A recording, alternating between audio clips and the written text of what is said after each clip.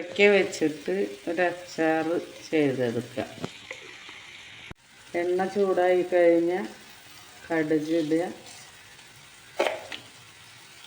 അല്പം ഉലുവ, കറിവേപ്പില, ചെറുതായി ഒന്ന് ചതച്ചത്. കുറേയൊക്കെ ടേസ്റ്റ് കൂടും, വില കൂടുതലായ കാരണം കുറച്ചിട്ടിട്ടുള്ളൂ. വെളുത്തുള്ളി ഒന്ന് മൂത്തതിന് ശേഷം കായപ്പയ്ക്കും ഇതിലേക്ക് ഇടുക.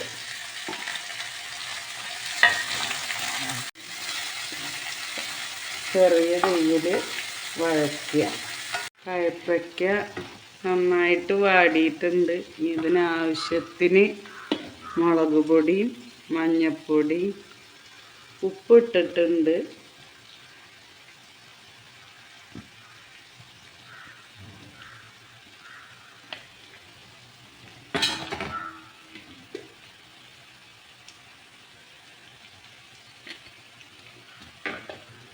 ഇട്ടിട്ട് നന്നായി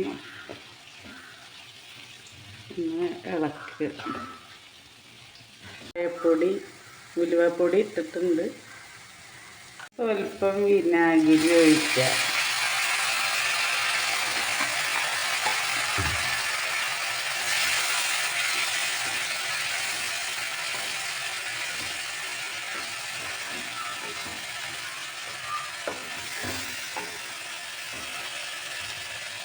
എന്നിട്ട് 2 മിനിറ്റ് ഒന്ന് ചെറുതീയിൽ കിടക്കട്ടെ. ആയിട്ടുണ്ട്, തീ ഓഫ് ചെയ്യാം. അപ്പം നമ്മുടെ കായപ്പയ്ക്ക അച്ചാർ റെഡിയായി.